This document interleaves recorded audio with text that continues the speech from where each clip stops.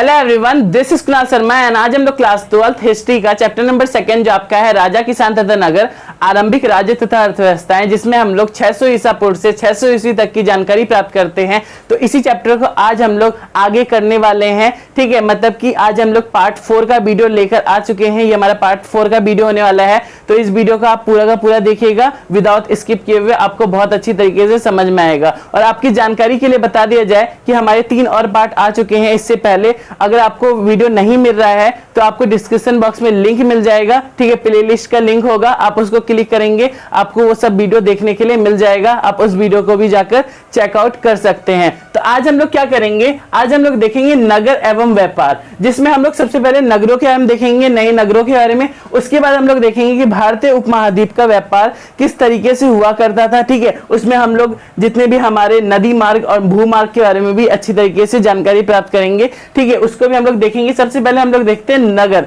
मतलब कि नए नगरों के बारे में हम लोग सबसे पहले देखते हैं। ठीक है, तो भारतीय उपमहाद्वीप में अलग अलग क्षेत्रों में नगरों का विकास हुआ है। ठीक है, ये चीज आपको अच्छी तरीके से पता होना चाहिए। मतलब कि जो आपका भारत है वहां पर कई सारे क्षेत्रों में नगरों का विकास हमें देखने के लिए मिला है। इसके अलावा ज्यादातर नगर महाजनपदों की राजधानी हुआ करती थी, जिसमें मैंने आपको 16 महाजनपदों के बारे में बताया था, जिसमें मैंने आपको बताया था वज्जी, मगध, कौशल, कुरु, पांचाल, गंधार, अवंती। ठीक है, ये सब मैंने आपको अच्छी तरीके से बताया था। तो वही जो आपके महाजनपद की राजधानी है ना, वही आपके नगर हुआ करते थे। और सभी नगर संचार मार्गों के किनारे बसे हुए थे। संचार मार्ग क्या होता है, जहां पर आने जाने की कनेक्टिविटी जो होती है बहुत ज्यादा अच्छा हो जाता है, बहुत ज्यादा अच्छा हो जाता है। तो उसी को हम लोग कहते हैं संचार मार्ग के किनारे। तो संचार मार्ग के किनारे पर बसा हुआ था ज्यादातर नगर, जिसमें आपका सबसे पहला नगर लिखा हुआ है पाटलिपुत्र नगर। ठीक है, ये तो मैंने आपके बुक से ही यहाँ पर लिखा है। तो ये आपका हो गया पाटलिपुत्र नगर। ठीक है, पाटलिपुत्र, पहले आप समझो कि पाटलिपुत्र जो है ये पाटली ग्राम नामक एक गांव से इसकी उत्पत्ति हुई है। ठीक है, पाटलिपुत्र का आधुनिक नाम पटना है। ठीक है, ये चीज आपको अच्छी तरीके से पता होना चाहिए। तो पाटलिपुत्र नगर जो था वो नदी मार्ग के किनारे बसा हुआ था, जो आपकी गंगा नदी है उसके किनारे बसा हुआ था पाटलिपुत्र नगर, जिससे आने जाने में बहुत ही ज्यादा अच्छा हुआ करता था। इसके अलावा व्यापार भी बहुत ही सुगम था। इसके अलावा जो आपका उज्जैनी नगर है, उज्जैनी नगर भूतल मार्गों के किनारे बसा हुआ था। भूतल मार्ग क्या होता है, भूतल मार्ग मतलब कि जमीन वाला मार्ग, जमीन का रास्ता, मतलब कि जो आपके जमीन का रास्ता होता है उसके किनारे बसा हुआ था उज्जैनी नगर। ठीक है, ये चीज आप मुझे बताना कि उज्जैनी नगर जो है वो किसकी राजधानी है, किस महाजनपद की राजधानी उज्जैनी है। ठीक है, ये चीज आपको बताना है। इसके अलावा जो आपका पुहाड़ नगर था वो समुद्र तट पर बसाया गया था, जिससे जो समुद्र में आने जाने का व्यापार हुआ करता था वो बहुत ही ज्यादा अच्छे तरीके से हो जाता था। इसके अलावा मथुरा जैसे शहर, जो आपको पता भी होगा बहुत ज्यादा प्रसिद्ध शहर है आपका मथुरा, तो वो व्यावसायिक, सांस्कृतिक और राजनीतिक गतिविधि का केंद्र होता था। गतिविधि मतलब क्या होता है, एक्टिविटी, मतलब कि व्यावसायिक, सांस्कृतिक और राजनीतिक एक्टिविटी का केंद्र होता था आपका मथुरा शहर। ठीक है, ये चीज आपको अच्छी तरीके से पता होना चाहिए। अब हम लोग चलते हैं अपने अगले टॉपिक की ओर। जो हमारा अगला टॉपिक है वो है हमारा नगरीय जनसंख्या, मतलब कि नगर की जनसंख्या, सम्राट वर्ग और शिल्पकार। ठीक है, इसको हम लोग समझते हैं।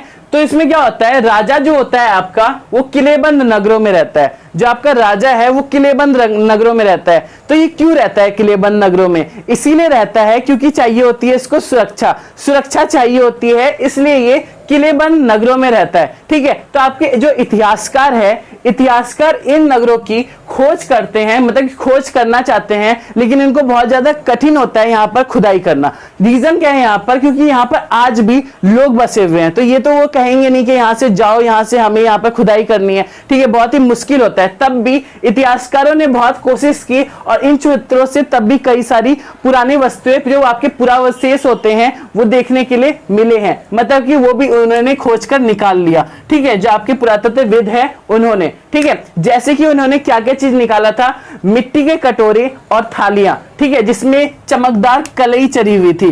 कलई मीन्स क्या होता है, एक प्रकार से आप इसको कह सकते हो सजाना। ठीक है, सजाना आप इसको कह सकते हो ठीक है, मतलब कि मिट्टी के कटोरे और थालियां मिली है, जिसका प्रयोग कहा जाता है कि इसका प्रयोग कोई आम जनता कर नहीं सकता होगा, इसका प्रयोग कोई अमीर इंसान जो आपका धनी लोग है उसी के द्वारा किया जाता होगा। और आपके बुक में इसका लिखा हुआ है उत्तरी कृष्ण मंजित प्राप्त, ठीक है, इसको कहा जाता है उत्तरी कृष्ण मंजित प्राप्त, इसको कहा जाता है 1 मार्क्स के लिए, ये आपका इंपॉर्टेंट हो सकता है। ठीक है, इसके अलावा इतिहासकारों को सोना, चांदी, तांबा, कांसा, हाथी का दांत, ठीक है, शीशा हो गया आपका, इन सब जैसे जो आपके पदार्थ होते हैं इससे बना हुआ गहना, उपकरण, उपकरण क्या होता है आपका टूल्स होता है, हथियार, हथियार क्या होता है आपका वेपन्स होता है। ठीक है, तो ये सब चीज आपको इनसे देखने के लिए मिला है। इसके अलावा बर्तन, सीप, ठीक है, सीप आपका एक प्रकार से क्या होता है जलीय एक पदार्थ होता है, ठीक है, जलीय आप जंतु कह सकते हैं। इसके अलावा आपका पकी मिट्टी, ये सब देखने के लिए हमें मिला है। इसके अलावा कई नगरों से हमें छोटे दानात्मक अभिलेख देखने के लिए मिले हैं। अब ये दानात्मक अभिलेख क्या होता है? दानात्मक अभिलेख होता है धार्मिक संस्थानों को दिए दान का विवरण होता है इसमें। ठीक है, ये चीज आपको अच्छी तरीके से पता होना चाहिए, जिसमें देने वाले का नाम और उसका काम क्या है, मतलब कि उसका नाम पहले लिखा हुआ होगा, फिर उसके बाद उसका व्यवसाय क्या है, वो क्या काम करता है। जैसे कि इस अभिलेखों में वो धोबी है, या फिर वो बुनकर है, या फिर वो लिपिक है, या फिर वो बढ़ई है, या फिर वो कुम्हार है, या फिर वो स्वर्णकार है, सोने से रिलेटेड उसका काम है, या फिर कोई अधिकारी है, या फिर वो धार्मिक गुरु है, या फिर वो व्यापारी है, या फिर वो कोई राजा है। तो उसका पहले उसका नाम लिखा जाता था, फिर उसके बाद उसका व्यवसाय लिखा जाता था कि वो काम क्या करता था। ठीक है, ये चीज आपको अच्छी तरीके से पता होना चाहिए। ठीक है, इसके अलावा अभिलेखों से व्यापारियों के संघ का भी हमें पता चलता है। अब व्यापारी के संघ क्या होते हैं, इसको हम लोग कहते हैं श्रेणी। ठीक है, 1 मार्क्स के लिए बहुत ही इंपॉर्टेंट यहाँ पे पॉइंट लिखा हुआ है आपका,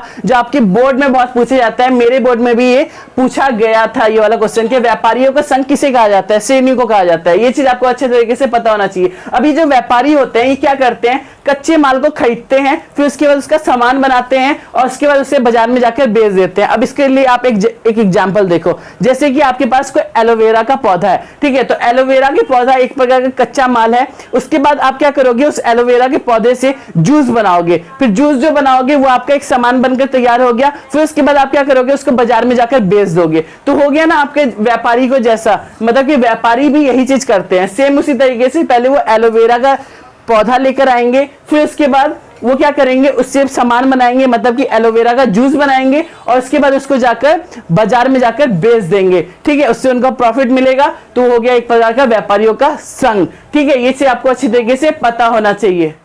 ओके एवरीवन, तो अब हम लोग देखते हैं अपने अगले टॉपिक को। जो हमारा अगला टॉपिक है वो है हमारा उपमहाद्वीप और उससे बाहर का व्यापार। मतलब कि जो आपका भारतीय उपमहाद्वीप है उसका बाहर के साथ व्यापार किस तरीके से हुआ करता था, बाहर के देशों के साथ व्यापार किस तरीके से हुआ करता था, तो हम लोग उसी चीज को अच्छी तरीके से देखेंगे। तो भारत का व्यापार बाहरी देशों के साथ बहुत पहले से हो रहा है, जिसकी जानकारी अगर आपको जाननी है तो आप पहले चैप्टर की ओर चलिए। तो पहले चैप्टर में मैंने जैसा कि आपको बताया था हड़प्पा सभ्यता के बारे में। हड़प्पा सभ्यता में मैंने आपको बताया था हड़प्पा सभ्यता का व्यापार मेसोपोटामिया के साथ होता था, ओमान के साथ होता था, मेलुआ का विवरण दिया था, दिनमुन के साथ व्यापार होता था। तो इन सभी चीजों के बारे में मैंने आपको अच्छी तरीके से बताया था। ठीक है, तो भारत का व्यापार तो बाहरी देशों के साथ बहुत पहले से हो ही रहा है और 6ठी शताब्दी ईसा पूर्व में नदी मार्ग और भूमार्ग का बहुत ही व्यापक विस्तार हुआ। ठीक है, बहुत ज्यादा व्यापक विस्तार होता है आपका नदी मार्ग का और भूमार्ग का। नदी मार्ग मतलब कि जो नदी वाला रास्ता होता है, और भूमार्ग मतलब कि जो आपका जमीन का रास्ता होता है।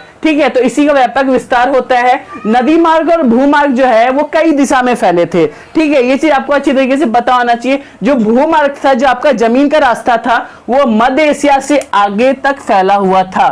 ठीक है, मध्य एशिया से आगे तक आपका जो आपका जमीन का रास्ता था वो फैला हुआ था। इसके अलावा जो आपका जल मार्ग था वो अरब सागर से जो आपका उत्तरी अफ्रीका है और आपका पश्चिमी एशिया तक फैला हुआ था। अब किस तरीके से फैला हुआ था इसको आप समझो। जो आपका जल मार्ग है ना, वो अरब सागर के साइड जो आपका मान लेते हैं आपका जो महाराष्ट्र हो गया, फिर उसके बाद आपका गुजरात वाला जो एरिया है ना, इस साइड आपके कुछ बंदरगाह है। ठीक है, तो इस साइड का जो बंदरगाह है ना, तो वहां पर आपके आते हैं अरब सागर के साइड। ठीक है, तो अरब सागर से बंदरगाह से होते हुए व्यापार हुआ करता था नॉर्थ अफ्रीका और पश्चिमी एशिया तक ये जाता था इसका व्यापार। ठीक है, तो वही चीज यहाँ पर लिखा हुआ है, ये आप अच्छी तरीके से समझ रहे होगे। इसके अलावा जल मार्ग बंगाल की खाड़ी से, जो आपका अरब सागर तो इस साइड हो गया, ठीक है, मैप भी आपको दिख रहा होगा, तो अरब सागर इस साइड हो गया और बंगाल की खाड़ी आपका इस साइड हो गया। तो जो आपके बंगाल की खाड़ी है ना, तो वहां से चीन और दक्षिण पूर्व एशिया तक आपका व्यापार हुआ करता था। जो आपका चाइना है ना, चाइना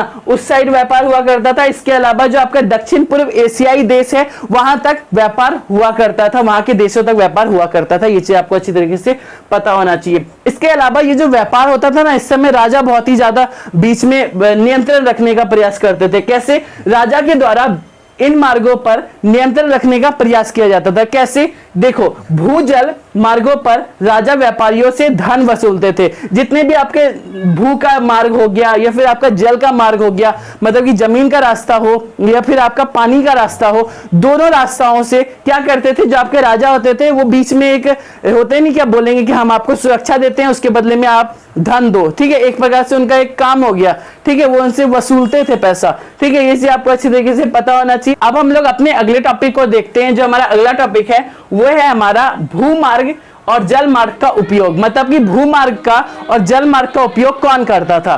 भूमार्ग का उपयोग जो था, मतलब कि जमीन का रास्ता का जो उपयोग था, वो पैदल फेरी लगाने वाले जो व्यापारी होते हैं उसके द्वारा इसका उपयोग किया जाता था, ठीक है। भूमार्ग का हम लोग कर रहे हैं, ये चीज आपको पता होना चाहिए। और जानवरों के दल के साथ, मतलब कि आपके घोड़े, खच्चर, इसके अलावा बैलगाड़ी, ठीक है, इसके जो व्यापारी होते थे ना, जो साथ में चलते थे, मतलब कि जानवरों के दल के साथ चलने वाले जो व्यापारी होते थे, उसके साथ भूमार्ग का उपयोग किया जाता था। मतलब कि भूमार्ग का उपयोग इन दोनों चीजों में किया जाता था। ये चीज आपको अच्छी तरीके से पता होना चाहिए। जो आपका जल मार्ग था ना, जल मार्ग से यात्रा करना बहुत ही ज्यादा खतरनाक भी था और इसके अलावा लाभदायक भी था। लाभदायक तो आपको पता ही है, खतरनाक आप समझ लो। खतरनाक कैसे था? बीच में मान लो कोई लुटेरा आ गया, ठीक है, या फिर मान लो बीच में अचानक से बाढ़ आ गया, तो एक प्रकार से खतरनाक हुआ ना, ठीक है। तो आप ये अच्छी तरीके से समझ रहे होगे। इसके अलावा आपका दो शब्द लिखा हुआ है, एक है आपका मस्तवन, ठीक है, एक है आपका सतवाह। जो आपका एक जो मस्तवन है ये आपका तमिल भाषा का एक शब्द है और जो आपका सतवाह है वो आपका प्राकृतिक भाषा का शब्द है। तो ये जो आपके शब्द है, ठीक है, इनको क्या कहा जाता है? इसको कहा जाता है सेठी, ठीक है। जैसे कि आप कहते हैं लाला जी, ठीक है, व्यापारी जो होते हैं हमारे, सफल व्यापारी जो होते हैं हमारे, बहुत ही धनी व्यापारी होते हैं, उसकी बात यहाँ पर की जा रही है, ठीक है। तो इसी को हम लोग कहते हैं धनी व्यापारी या फिर सफल व्यापारी, तो इसको हम लोग सेठी भी कहते हैं, ठीक है। सेठी कहा गया है आपके बुक में, ठीक है। ये चीज आपको अच्छी तरीके से पता होना चाहिए। इसके अलावा ये व्यापारी नमक, कपड़ा, अनाज तथा अन्य धातुओं की चीजों को एक स्थान से दूसरे स्थान तक ले जाया करते थे। इसके अलावा रोमन साम्राज्य में जो आपकी काली मिर्ची जैसे मसाले होते हैं, जो आपकी मरीच होता है, इसके अलावा जो आपके कपड़े हैं और आपकी जो जड़ी बूटियां हैं, इसकी बहुत मांग थी रोमन साम्राज्य में। तो उसको पूरा करने के लिए जो आपके व्यापारी सब लोग होते थे वो अरब सागर के माध्यम से एक स्थान से दूसरे स्थान तक इसको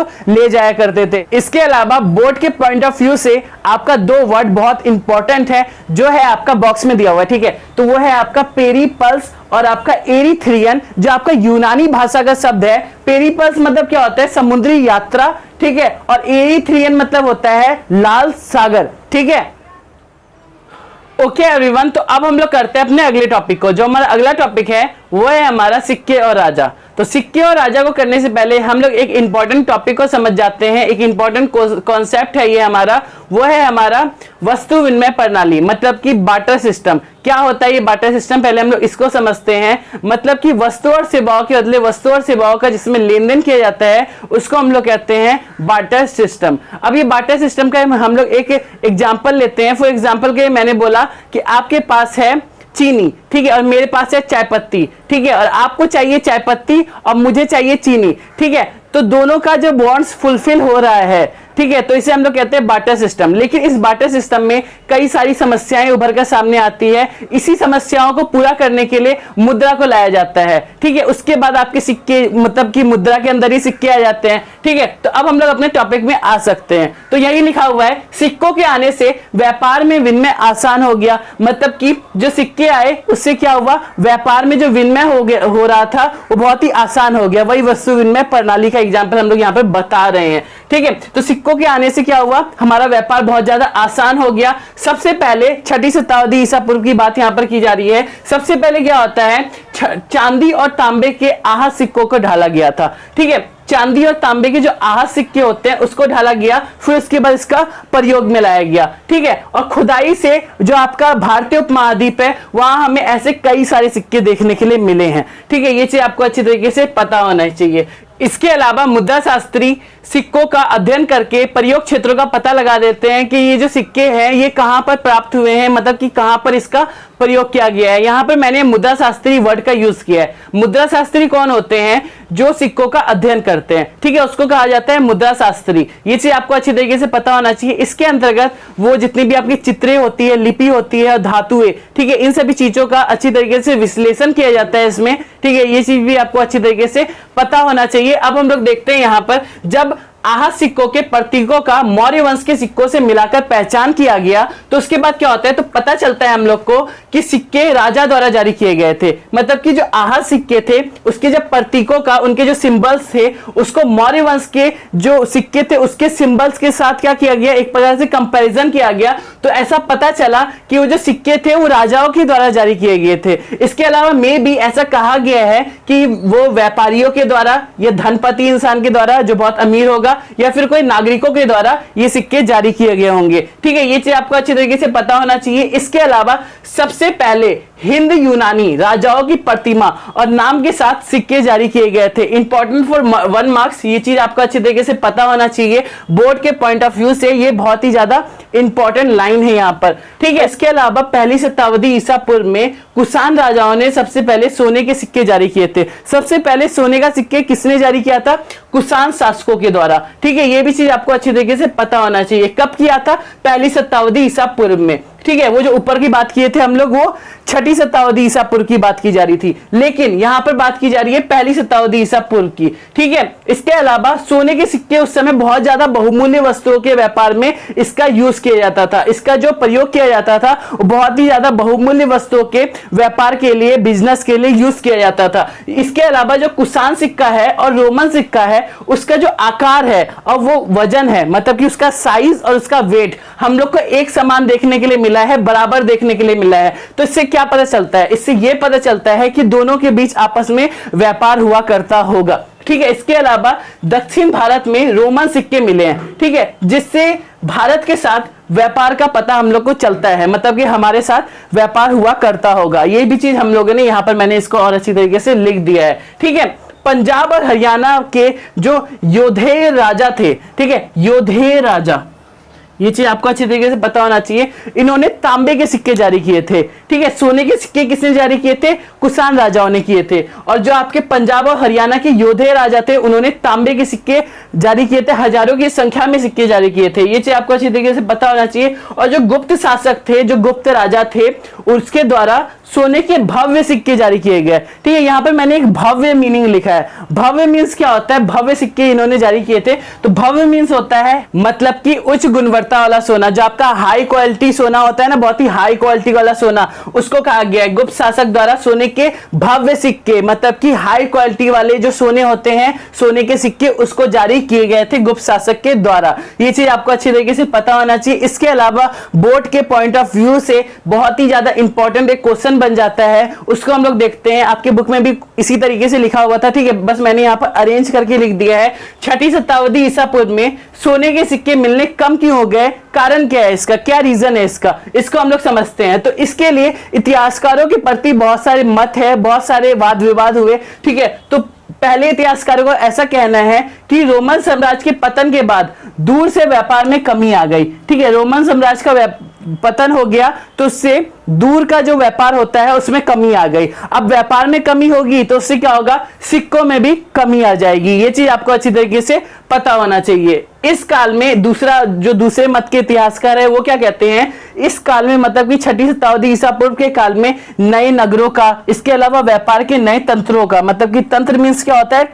सिस्टम, मतलब कि न्यू बिजनेस सिस्टम का विकास हुआ। अब नए नए नगर का और इसके अलावा नए नए व्यापार के तंत्रों का विकास हुआ है। तो इससे क्या हमें देखने के लिए मिल रहा है? इससे सिक्कों में कमी हो गई, कुछ इतिहासकारों का ये भी कहना है। ये चीज आपको अच्छी तरीके से पता होना चाहिए। ओके एवरीवन, तो अब हम लोग देखते हैं अभिलेखों का अर्थ किस तरीके से निकाला जाता है। इससे पहले आप ये समझ जाइए कि अभिलेख कहते किसे हैं। अभिलेख क्या होता है? पत्थर, धातु या मिट्टी के बर्तन पर खुदे लेख को अभिलेख कहते हैं। हैं। मतलब कि किसी भी कठोर सतह पर अगर हम लोग खुरच खुरच कर कुछ लिखते हैं तो उसे हम लोग कहते हैं अभिलेख। ये चीज आपको अच्छी तरीके से पता होना चाहिए। तो अभिलेखों का अर्थ किस तरीके से निकाला जाता है, इसके लिए जो भारतीय इतिहासकार है वो क्या करते हैं, लिपियों का अध्ययन करते हैं, ठीक है, और पुराने लिपियों का आज की लिपि से कंपैरिजन करते हैं। ये चीज आपको अच्छी तरीके से पता होना चाहिए। और यहां पर मैंने लिपि का यूज किया है, लिपि वर्ड का यूज किया है। लिपि क्या होती है, लिखने की शैली लिपि कहलाती है। और यहां पर जो भाषा है वो क्या है, आपका हिंदी भाषा है।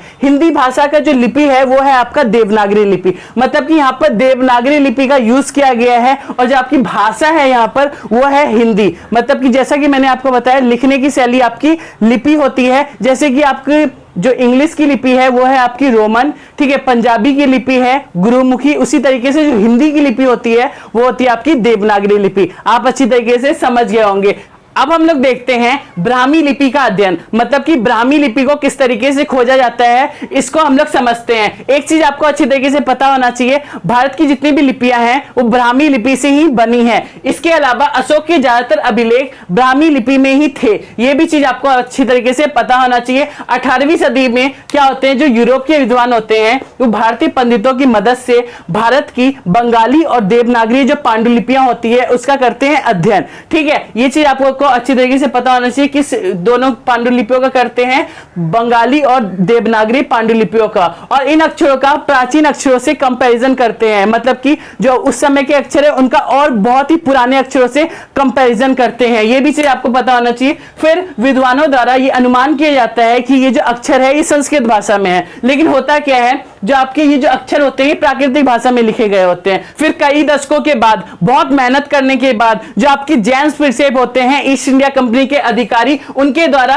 1838 में ब्राह्मी लिपि का अर्थ निकाल लिया जाता है। ये चीज आपको अच्छी तरीके से पता होना चाहिए। अब हम लोग देखते हैं ख्रोष्टी लिपि को कैसे पढ़ा गया, मतलब कि ख्रोष्टी लिपि को किस तरीके से अध्ययन किया गया उसको हम लोग देखते हैं। तो ख्रोष्टी लिपि के जो अभिलेख हम लोग को देखने के लिए मिले हैं वो भारतीय उपमहाद्वीप के पश्चिम उत्तर भाग में हम लोग को देखने के लिए मिले हैं। इस जगह हिंद यूनानी शासकों का शासन हुआ करता था। जो आपके हिंद यूनानी शासक है ये वही वाले हैं जो हम लोग कुछ देर पहले कर रहे थे। जो सबसे पहले हिंद यूनानी शासकों की प्रतिमा और उनके नाम के साथ जो सिक्के जारी किए गए थे वही वाले शासक है ये, ठीक है। इन शासकों ने सिक्कों में अपने नाम यूनानी और ख्रोष्टी लिपि में लिखवाए थे। ये भी चीज आपको अच्छी तरीके से पता होना चाहिए। इसके अलावा यूनानी भाषा पढ़ने वाले यूरोपीय विद्वानों द्वारा अक्षरों का मेल भी किया जाता है, ठीक है, अक्षरों को देखा जाता है। ये भी चीज आपको पता होना चाहिए। फिर अक्षर निकालने की कोशिश भी की जाती है और बहुत जगह में ये लोग सफल भी हो जाते हैं। ये चीज आपको अच्छी तरीके से पता होना चाहिए।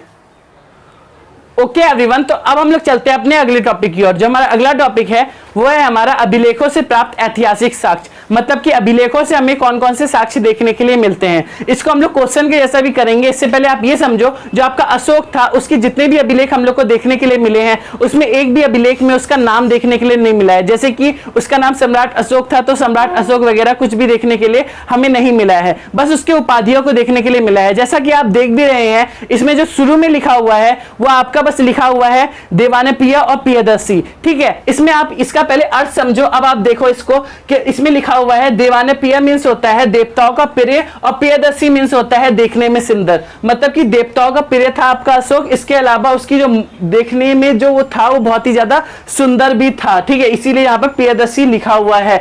इसके अलावा आपका बहुत ज्यादा इंपॉर्टेंट स्रोत हो जाता है, जो आपका स्रोत नंबर 11 है वो बहुत ज्यादा इंपॉर्टेंट है। उसमें अशोक की वेदना के बारे में बताया गया है, अशोक के दुख के बारे में बताया गया है। होता क्या है इसमें, अशोक जो है आपका सम्राट अशोक वो 8 साल तक शासन करता है मौर्य काल में और उसके बाद वो कलिंग युद्ध पर विजय भी प्राप्त कर लेता है। इसके साथ साथ इस युद्ध में 1.5 लाख पुरुषों को निष्कासित कर दिया जाता है और 1 लाख पुरुष मारे भी जाते हैं। इसके साथ साथ जो कलिंग है उस पर जीत प्राप्त करने के बाद अशोक जो है वो धर्म की शिक्षा को बहुत गहराई से अध्ययन करने लग जाता है। ये चीज आपको अच्छी तरीके से पता होना चाहिए। इसके बाद जो आपका धर्म है इसकी शिक्षा पर अशोक जो आपका सम्राट अशोक है वो डूब भी जाता है, जो कि अशोक पर कलिंग का जीत का एक पश्चाताप भी होता है, मतलब कि वो एक प्रकार के पश्चाताप करना चाह रहा है इस युद्ध में, मतलब कि वो बताना चाह रहा है कि वो जो धर्म की शिक्षा है उससे वो एक पश्चाताप करना चाह रहा है। ये चीज आपको अच्छी तरीके से पता होना चाहिए। अब आपके बोर्ड के पॉइंट ऑफ व्यू से बहुत ज्यादा इंपॉर्टेंट एक क्वेश्चन बन जाता है, जो है आपका अभिलेखों से कौन कौन से ऐतिहासिक साक्ष्य प्राप्त होते हैं, मतलब कि जो आपका अभिलेख है उससे कौन कौन से हमें साक्ष्य देखने के लिए मिलते हैं। तो आप पहला पॉइंट किस तरीके से लिखोगे अपने बोर्ड में, ठीक है। तो पहला आप लिखोगे राजा की उपलब्धियों का वर्णन, मतलब कि अभिलेखों से प्राप्त ऐतिहासिक साक्ष्यों से हमें राजा की उपलब्धियों के बारे में अच्छी तरीके से वर्णन देखने के लिए हम लोग को मिल जाता था। इसके अलावा आप दूसरे पॉइंट लिखोगे विषय एवं भाषा शैली। अभिलेखों से प्राप्त ऐतिहासिक साक्ष्यों से हमें विषय, जिसमें हम लोग के इतिहास के महत्वपूर्ण विषयों के बारे में जानकारी हो जाती थी, और इसके अंतर्गत जितने भी हमारी भाषा शैली जिसमें आपकी ब्राह्मी और कोशी लिपियों की भी जानकारी हम लोग को देखने के लिए मिल जाती थी। इसके साथ साथ आप तीसरा पॉइंट लिखोगे शासकों के शासनकाल की जानकारी। अभिलेखों से प्राप्त ऐतिहासिक साक्ष्यों से हमें शासकों के शासनकाल की भी जानकारी प्राप्त हो जाती थी कि उनका शासनकाल कब का था। इसके अलावा हमें महत्वपूर्ण तथ्यों के बारे में भी जानकारी देखने के लिए मिल जाती है, ठीक है। ओके एवरीवन, तो अब हम लोग देखते हैं अपने सबसे ज्यादा लास्ट टॉपिक को। जो आपका लास्ट टॉपिक है वो है आपका अभिलेख साक्ष्य की सीमाएं, मतलब कि जो अभिलेख है उसमें क्या क्या हमें कमियां देखने के लिए मिलती है, उसके क्या क्या लिमिटेशंस है उसको हम लोग समझते हैं। तो सबसे पहला पॉइंट होगा आपका अक्षरों का हल्के रंग से उत्कीर्ण होना, मतलब कि जो आपका अभिलेख है उसमें अक्षरों का बहुत ही ज्यादा हल्के रंग से उत्कीर्ण किया जाता था, जो इसकी सबसे बड़ी कमी है, ठीक है। ये चीज आपको अच्छी तरीके से पता होना चाहिए। दूसरी कमी है अभिलेखों का नष्ट हो जाना। जो अभिलेख थे वो बहुत सारे नष्ट भी हो गए हैं, ये भी चीज आपको अच्छी तरीके से पता होना चाहिए। तीसरा आपकी कमी है अभिलेखों का टूटी फूटी अवस्था में प्राप्त होना।